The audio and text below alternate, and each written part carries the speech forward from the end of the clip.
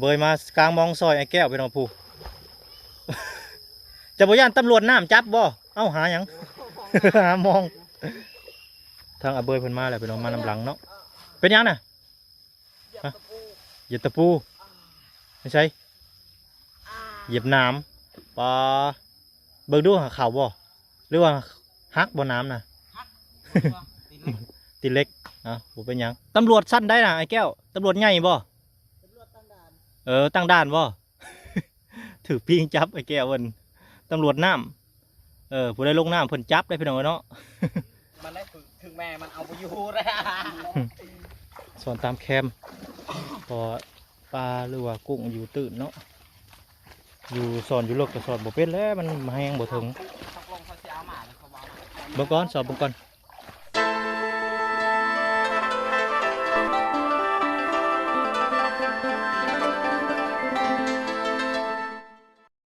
น้องพี่น้องเปิดภาพมาตอนนี้มา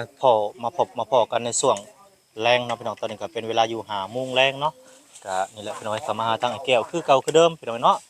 สบายดีพ่อแม่พี่น้อง FC กันว่าทุกท่านน้องพี่น้องบ่ว่าสิอยู่ไกลเหมือนกับมาพบกับบ่เสียงลายคือเก่าคือเดิมพี่น้องเนาะพี่น้องก็คือเข้ามาหาทางไอ้แก้วคือเก่าเดิมเอ้าได้ทงเพียงอันนี้มองเบิ่งเอ้าคือว่ามีแล้วมองมาใส่นี่มองไม่บ่เอ้าคือเอามาอันนี้มองใหม่หรือมองเก่าตัวนี้มองไม่ไผซื้อให้ทางเบาหลาโอ้ทางบ่ล่ะซื้อใหม่บ่ตัวนี้มันเป็นมองแบบใดคือซื้อใหม่อ๋อมันที่บ่อ๋อสิใส่ปลาซิวบ่บัดนี้ก็ประมาณอ๋อถ้าได้ปลาใหญ่นี่แกว้งทิ่มบ่หรือจังได๋ บ่แม่นเอาไว้กูป้าหั่นแหละพี่น้องเนาะก็เรียกว่าสิได้ปลาใหญ่แล้วแกว้งทิ่มบ่ยาวแต่ปลาซิวแม่นได้เนาะแสดงว่าเอาไปเบิด2มองเนาะเอาไปใส่เบิด2โอ้เข้าใจแล้วพี่น้องเอ้ยโอเคสิไปใส่อยู่ไสบัดนี่อยู่เซโอ้ใช่โอ้เซบางเฮียงอ๋อได้ยังเอาอันนั้นเนาะ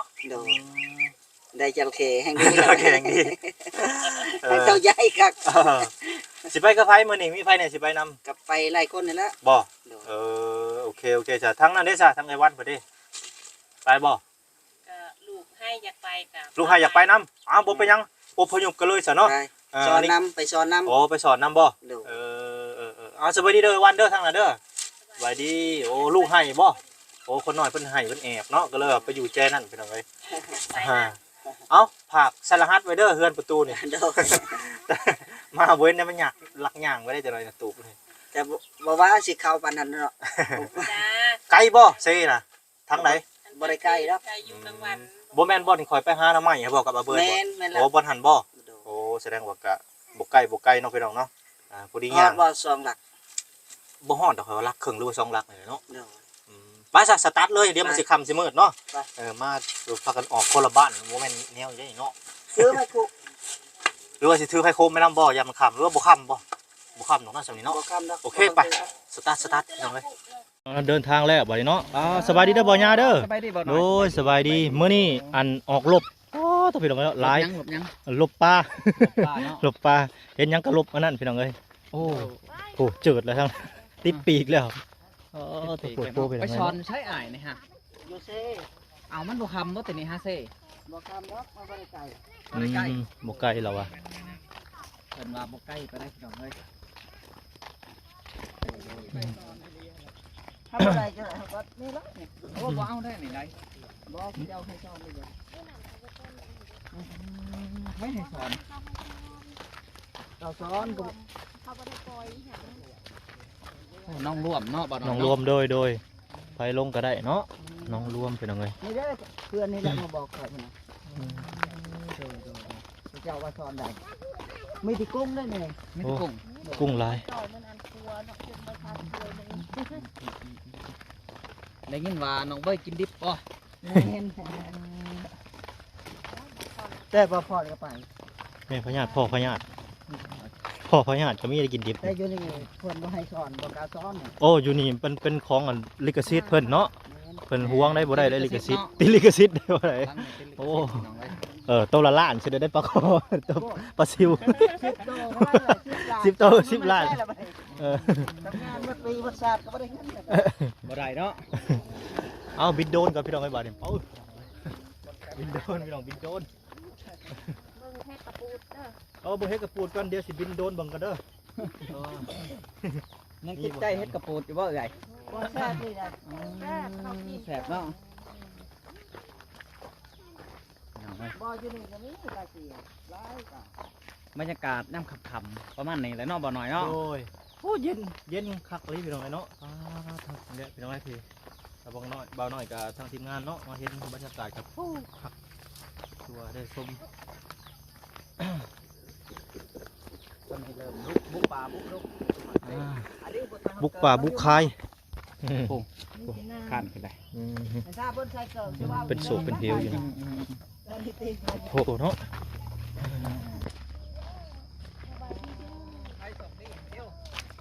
สอนประมาณมานเด้อ อันนี้ก็เป็นน้อง ปลาเลย น้องเพิ่นใส่บ่ได้ สิลงบ่ลงบ่ลงสอน เสือดีสอนไม่เป็น อันนี้สอนไม่เป็นอันตั้งสอนคือบ่ซื้อตั้งสอนแบบคร่าวๆหอนนอกบ่หน่อย ตัวขาวบ่ แม่ มันนุ่มเลยตัวนั้น ยั เนาะ งสิวอันนี้ แง่งแง่งแง่ง หนีแห้ง ยัง แง่ สิ ง ว แง่งสีฟ้าสีสิว แม่ต้นอาหารจะเป็นดั้งสอน อืม ฝาดเด้ นี่ก่อนมาบ่งมีก่อน ทำไมบงมีก็เดียวเนาะ ใช่เลยฮะ มากว่า อ๋อ อันนี้กินเลยน้องเนาะ บอกว่าพี่น้องเอ้ย แต่บ่ลูกกินเนาะ บอกว่าแซ่บ ได้บ่นี่ฮะ ได้ เบื่อได้เดียวเว้ย ไม่เบื่อหรอกว่ะ ๆมาพี่เบื่อบ่แม่นมาคนเบื่อนี่ฮะกินรส แซ่บ แซ่บมากกว่า บอกว่าแซ่บบ่แซ่บบอกว่า ลองมองใหม่เด้อตอนเช้า อืม กันตี3ลงไปเบิ่งนี่เด้อ มื้อแล้วมื้อเช้ามื้อเช้า ตื่นแต่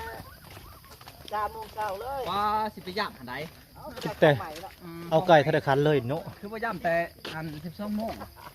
คิดว่าสิไป บ่ทันได้นอนเลย แม่ เอาไปได้ของใหม่แล้ว เป็นว่าอันย่ำห้องใหม่ต้องเอาใส่ดึกๆเนาะบ่หน่อยเนาะ แม่น ย่างไป ๆลูกก็บ่อยู่เฮือนกับแม่เนาะเห็นอันทางไอ้แก้วไปก็เอ้าอยากไปนํแล้วก็ได้ เพิ่นให้เด้อ ให้อยากไปนํเนาะเพิ่นม่วนที่บอก เพิ่นก็บ่ได้ย่างคนให้กับปรุง ไปก่อนหมู่เลยบ่เนาะ อันนี้เก่งอันนี้ย่าง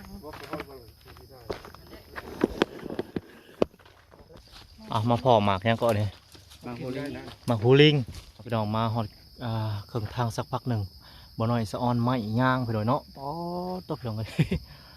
ไม่ยุ่งไม่ย่างว่าซั่นๆเนาะโอ้ตัวสื่อกี่เดียเลยพี่น้องเนาะผู้ทำไมมันใหญ่นี่ป๊อเห็ดแป้นเห็ดสูงสำไรเหือนกับผู้ป๊อเด้อได้2-3ท่อนบ่ได้นี่ป๊อแป้นผู้พี่น้องเอ้ยสะออนเด้เนาะ แถวนี่นะคักอะไรพี่น้องเอ้ยโคตรโพผู้มีแต่ไม้ย่างไม้ย่างนี่เห็ดได้หลายแนวเนาะพี่น้องเนาะเห็ดเพื่อนก็ได้เห็ดไม้เส้นไม้หยังแล้วก็อันน้ำมันสามารถเห็ดอันหยังก็เห็ดกระบองได้เนาะเห็ดดังพื้นดังไผ่หั้นนะน้ำมันมันน่ะดังติดง่ายพี่น้องเอ้ยจูดใส่ค้อนดอกเนาะผสมกับค้อนดอกจูดโอ้ยเป็นขี้ตกเชยเป็นกระบองใต้เขียดใต้แก้ไขตอนอันที่ว่าเฮาอยู่ตู้กระต๊อบที่บ่มีไฟฟ้าเนาะพี่น้องเนาะคนบูฮานเพิ่นหั่นแหละพี่น้องเนาะเจาะเฮ้ยบ่แม่นกระตูดที่เพิ่นเจาะบ่นี่ก็ได้เนาะกระตูดที่เจาะแต่ข้าวตะกี้อยู่เพิ่นนี่เนาะเป็นกระปูดกระปีดพี่น้องเอ้ยบ่เพิ่นเจาะเอาน้ำมันยางเด้อคักๆพี่น้องเอ้ยเนาะพี่น้องเนาะตอนนี้ก็มาฮอดจอดเทิงแล้วพี่น้องเอ้ยทบอันนี้ทางลงอันเซ่เนาะพี่น้องเนาะโอ้ย ตั้งโพดตั้งปูรีคักกะรีพี่น้องเอ้ยเนาะบรรยากาศทายามฮ้อนๆมาหานั่งแถวตะพังเซกินข้าวกินน้ำเนาะพี่น้องคือสีคักคือสีม่วนพี่น้องเอ้ยเนาะโอ้ตัวโอ้เครือมันหึบพี่น้องอันนี้ไปขุดกินเนาะขุดต้มกินหัวมันหั่นนะเวลามันใหญ่ตอนนี้มันยังบ่ใหญ่เนาะยังน้อยอยู่พี่น้องเลยต่อไปสาพี่น้องลงไปเลยตัวผูกทางนั้นถอดเกาะแล้วพี่น้องเนาะถอดเกาะก็จะสิทธิ์มันฮ้อนหลาย บ่ต้องไปได้อเดียว แสดงว่าฝนตกมันขึ้นลายเติมเนาะ ขึ้นหลายได้ 1 เมตร โอ้บอนคาบน้ำเนาะคาบน้ำเป็นนั่น ปี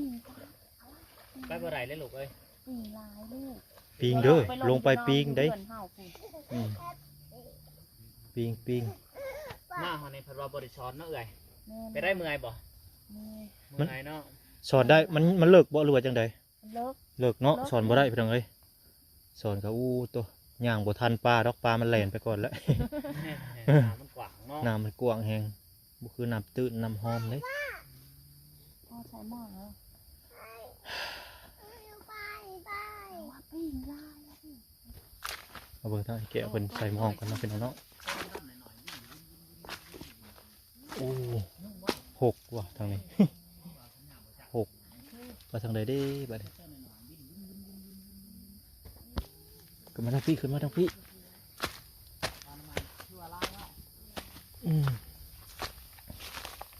มีทางไปอยู่บ่โอ้มีอยู่ขึ้นมาหาทางไอ้แก้วอยู่ทางพี่พี่น้องเอ้ย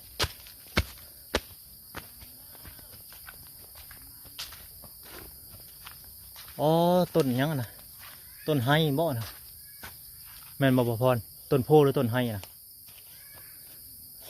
สบายดีบ่พรเด้อสบายดีอันต้นโพบ่หรือต้นไฮนะ ต้นโพ ต้นโพบ่ชนิดอันนี้ ต้ล่ะอันเดียว ต้นไฮเนาะสลายมันมักเกาะกับต้นอันอื่นๆเนาะต้นอันนี้หั้นนะ โอ้ บ้านนี้ต้นน่ะตายบ่นี่เนาะมักให้บ่นี่โอ้มันหล่นลง หรือว่าอันเดียวกับต้นโพกับต้นไฮ จังว่าเขาว่าบ่คือกันป้อคืออันนี้คักเลย จานว่า จะคืออย่างนี้พี่น้องเอ้ยผู้โอ้ บางคนซื้อเดี๋ยวนี้ไปเห็ดก็ ป้อตกแต่งงามได้บ่พอผู้ลวดลายลงเด้อบ่น้องสิสู้เพิ่นพี่น้องป้อลวดลายคักเลย รถด้านธรรมชาติเนาะ แม่นเห็นโจโซเพิ่นเดินป่าไปแล้วเนาะ โอ้แลนไปตัวโจโซมักเดินป่าไปหน่อยครับโอ้ทางไอ้แก้วอุ้ยนวลเนียนอยู่เบิ่งลงไปเบิ่งเพิ่นก่อน ปีงล่างก็จะย่านอยู่ โอ้ย่านเด้ย่านมีปิงเนาะ บ่น้อยย่านบ่ปี ย่านคือกันได้ข่อยก็ได้ปิงก็ได้ ที่อันเยืองที่สุดปีง นี่ใช่แต่ทางลงบ้านลงทางใดนี่เบิ่งหาทางลงก่อนเด้อ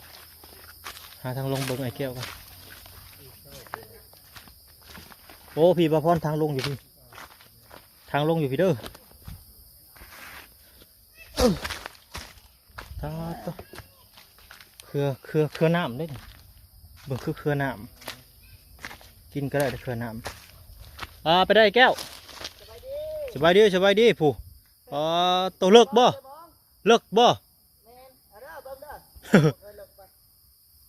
นะฮะ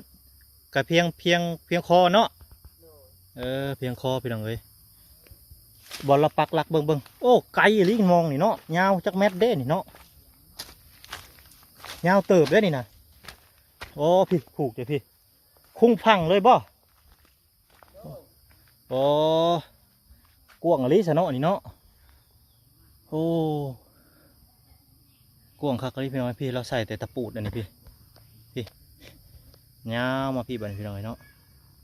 โอ้ยาวไปหันตะพังเป็นไรฮะปิงจับหรอบ่ พี่น้องปิงจับไม่แก้วพี่น้อง ตัวระวังเด้อ ถึกตำรวจน้ำจับไอ้แก้วตำรวจน้ำได้ฮะไปผ่าแดนเพิ่นอะไรเห็นบอกผ่าตำรวจน้ำจับเรียบร้อยไอ้แก้วพี่น้องเอ้ยปอตัวตำรวจสั้นได้นะไอ้แก้วตำรวจใหญ่บ่ตั้งด่านบ่ ถือปิงจับไอ้แก้วเพิ่นตำรวจน้ำผู้ใดลงน้ำเพิ่นจับได้พี่น้องเนาะ ปอตัวอันยังเด้ใหญ่บ่โตสำใดสงสัยสั้นร้อยเอกร้อยโทนี่แหละ ไอ้แก้วโดนจับแล้วพี่น้องโอ้ยตำรวจน้ำว่าซานปิงพี่น้อยเนาะปิงลายที่แถวเซนี่พี่น้อยโอ้ยปวดโพข่อยบ่หันลงดอกข่อยแบบสิหมากอีช่างอันนี้ไอ้แก้วเขากินได้บ่หมากอันนี้บู๊แล้วนี่นะเต็มอยู่นี่นะเห็นไหมค้อนเขาแกว่งอยู่นี่ เขาแกว่งกินบ่หรือจังใด บ่กล้ากินเนาะบ่เคยกินกับผู้หนึ่งบ่พากินแล้วบ่กินเด้โอ้น้ำมันขึ้นแห้งได้ส่วงฝนตกปิคือมาเทิงพี่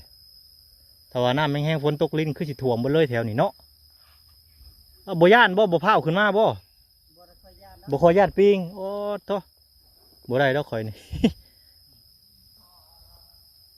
ไอ้แก่เพิ่นขึ้นมาแล้วพี่น้องบาดนี้เนาะถ้าแม่นฝนตกมื้อแรงในห้วยพาวมาเอาแล้วเนาะ แม่น มันสิพัดนะอันมองไปเบิดถึกไม่ถึกโอ้ขาดได้มามันไหลมาเนาะฮึบหมดเรียบร้อยบัดนี้ ขามาสิโดนจับบ่เอ้ารุ่นกันพี่น้องเอ้ยไอ้แก้วสิถึกตำรวจน้ำจับบ่หรือว่าจังใด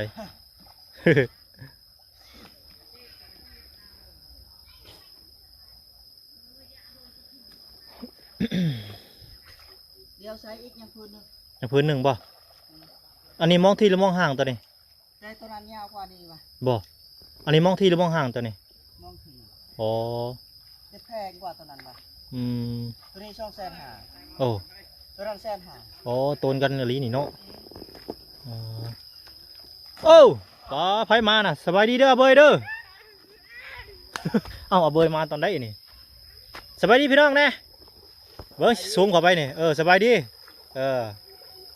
เอาเบยมากลางมองซอยไอ้แก้วพี่น้องผู้ จะบ่ย่านตำรวจน้ำจับบ่เอ้าหาหยัง หามอง ตัวนั้นก็เฮ้ย ทางอาเบยเพิ่นมาแล้วพี่น้องมานำหลังเนาะเป็นยังน่ะฮะเหยียบตะปูไม่ใช่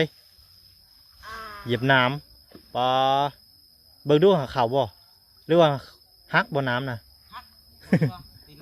ตีเล็กอ่ะบ่เป็นหยัง ทีเล็กเลยบ่เป็นยัง เสร็จตีเล็กว่าซั่น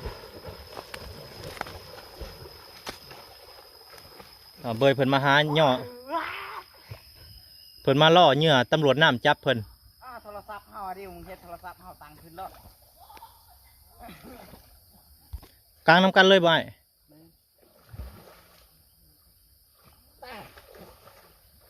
เลิกบ่ยืนดูถ่วมหัวบ่ บ่เหลือ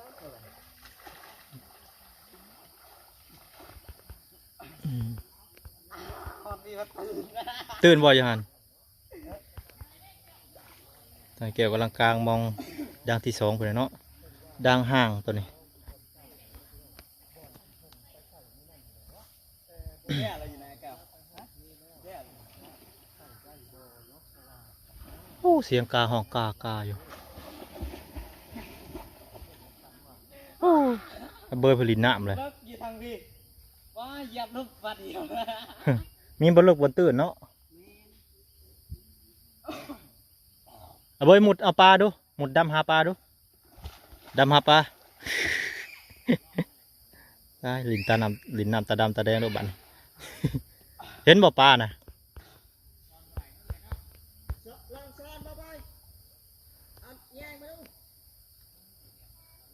เบอร์บนสอนบ่รู้ว่าจังใดสิสอนบ่เบยสอนแล้วเบิ่งดู เฮ้ยปี แม่นบ่โอ้ทั้งไอ้แก้วเรายาวเนาะไอ้แก้วเนาะตัวนี้ยาวแห้งตัวนี้ แต่ตัวนี้ยาวกว่าตัวนั้น ด่างใหญ่ก็ต้องไกลด่างน้อยก็ต้องสั่นแล้วอะปอไกลแห้งอะไรนี่โอ้ปูดน้ำปอดแปดแล้วก็ได้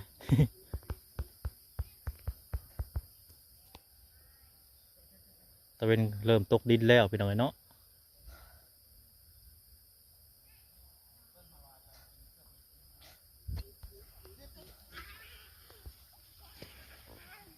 พี่น้อยเนาะตอนนี้กระทั่งไอ้แก้วขึ้นฟังแล้วพี่น้อยป้าไกลโพดผู้ลีนี่เนาะผู้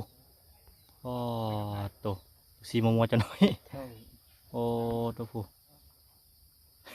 เห็นแต่ขมิ้มไปแล้วพี่น้องเลยโอ้ตัวจนฮอดตะพังจักเม็ดอันนี้เนาะมีระหว่าง30-40บ่พร พอดรับผมบ่ แม่น 30-40ไปละ ประมาณนี้แหละพี่น้องเนาะโอ้ไก่พอสมควรได้นี่โอ้ จะมิ้มเลยปีตั้งแต่ทั้งน้องอาเบยเพิ่นปีไฟโอ้กระหอดปูอ๋อตัว 40 เมตรผู้ประจักษ์ไกลเลยนี่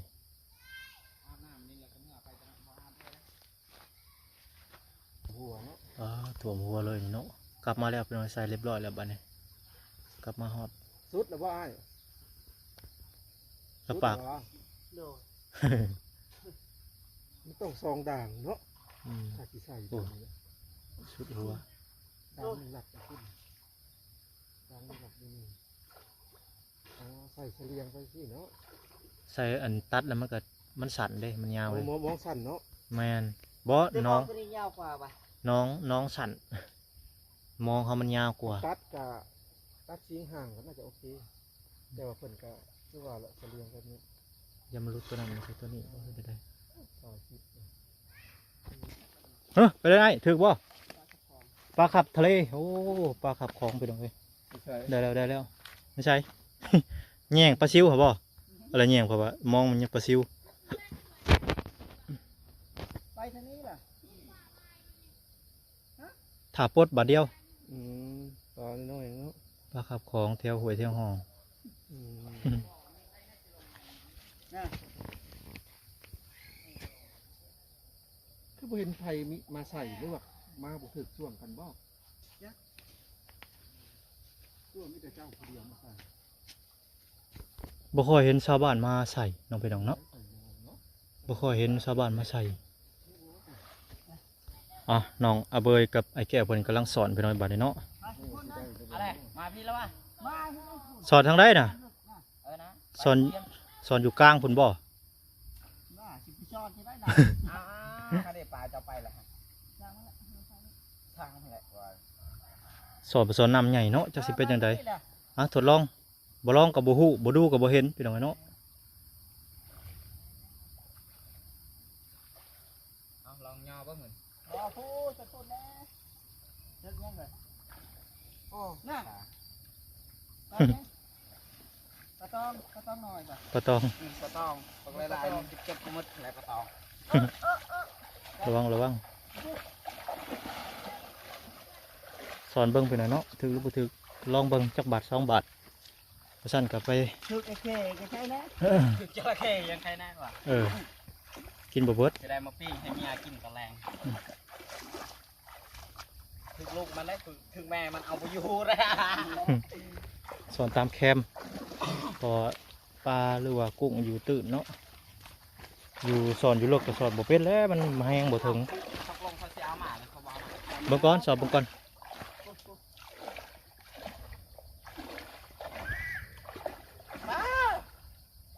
ว้าป่าปะยึก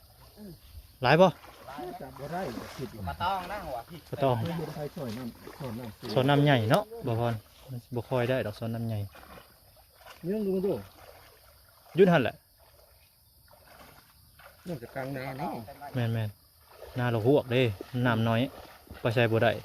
อันนี้ซอยมันก็ไปเลยน้ำบักใหญ่ มีจระเข้ป่ะ จระเข้ นั่นกุ้งเว้ย มีกุ้งบ่ แม่เนี่ย หลายบ่ไอ้แก้ว บ่ได้สำลงซาใกล้ๆแล้ว อ่ะไปหน่อยเนาะมันถือบ่หลายถือ2-3 โตเนาะกุ้งก็ได้กระเทินมันค่ำแหละเนาะบ่พอเนาะ แม่น มีแต่ว่าเมื่อสอนอยู่น้องใกล้เฮือนแหละน้องรวมเพราะว่ามันใกล้แน่คำมืดปืนตาเขาก็ขึ้นในหันอันนี้คำมืดปืนตาก็จกหูจกหางกับมืออะไรนี่เนาะ งุมเท้างุมเท้ามือบ่เห็นทางแล้วไปไฟโคมก็บ่ได้เอามาอีกไอ้เก็บกู้ระเบิดไปหน่อย เก็บกู้ระเบิดเอาเว้ยกลับบ้านโกโฮมโกบ้าน แก็บกูระเบิด ใส่โมงอย่างเดียว โอ้ยบ่ไหวพี่น้องมันปีนบ่ขึ้น ปีนขึ้นเอ้าปีนเครือขึ้น การจับ โอ้สูงเติบอ๋อหนทางกันเลยพี่น้อง คัก อยากไปประชนภัยจากบ้านได้บ่เนาะ ไปจนภัยทางใดบ่พร ไปกับภูผา โอ้ก็ม่วนไปนิดหนึ่งเด้ บืนป่าบืนเขา โอ้แบบนั้นแบบหาความสุขส่วนตัว ความสุขส่วนตัวเลยนะเมื่อยแต่ก็ม่วนเด้ไปแบบนั้นผจญภัย ภัยจะทัน แม่นผจญภัยแถวป่าแถวดงเนาะมีทีมงานแล้วก็รถอันยังก็รถเพิ่นเอิ้นรถหยังวะรถสูงๆน่ะเด้บ่รถสิรถ ที่ว่าเป็นนั่น4x4นะตีนน้ำหนามมาเด้เพิ่นรถหยังกับเพิ่นเอิ้น รถพวกออฟโรดเขาป่าได้ อ๋อแม่นถิ่มเครื่องใส่เนาะบ่พรถิ่มเครื่องใส่แล้วก็โอ้ยไปหากินข้าวป่าอยู่แถว ไปจนไทยกับมือเนาะ แม่น แต่ถ้า ผักอยู่ได้อ่ะบัดนี้ก็กลับแล้วพี่น้องเอ้ยบัดนี้เนาะต่อไปแล้วได้แต่ทั้งเป่าตอนเมื่อคิดว่าสอนสิถึกแท้กะมันน้ำกว้างเนาะเอ้ยเนาะบ่คือน้ำน้องเฮาเด้น้ำไหนานี่ถือลูกหวกเหนียวผักเด้พุ่นแหละบัดพ้นห้อยพ้นห้วยพุ่นแหละบัดก็สิดำหน้าพุ่นแหละกะกบเขียดวางไข่ลูกหวกเกิดพี่น้องเอ้ยเหนียวเกิดสอนตามไหนาคักพี่น้องเอ้ยเดี๋ยวอาหารก็เกิดแล้วจะน้อยก่อนนั้นสิดำหน้าแหละพี่น้องเอ้ยเพิ่นไทยหุดไว้เด้หน้ามันข้างก่อนสิไทยนะโอ้เหนียวร้ายลูกหัวก็ร้ายก็มีแต่ว่าไปสอนอยู่พุ่นแหละพี่น้องเอ้ยอยู่บ้านกลับบ้านก่อนพี่น้องเอ้ยปอยาเพิ่นมื้อก่อนหรือบ่อ่ะพี่น้องเอ้ยก็ไปพบไปพ้อกันพุ่นแหละเนาะ EP ต่อไปพี่น้องเอ้ย EP ต่อไปอาจสิสอนกุ้งเนาะพี่น้องอยู่เฮือนพุ่นแหละพี่น้องเอ้ย EP นี่ก็จบไว้เพียงสำนีก่อนเนาะพี่น้องเนาะตอนนี้ก็โอ้พี่น้องเอ้ยเริ่มค่ำแล้วเนาะยุงก็ไล่ลังอยู่พี่น้องเอ้ย โดยไปซะพี่น้องพบกัน EP หน้าสำหรับ EP นี้ขอกล่าวคำว่าสบายดีพี่น้องสบายดี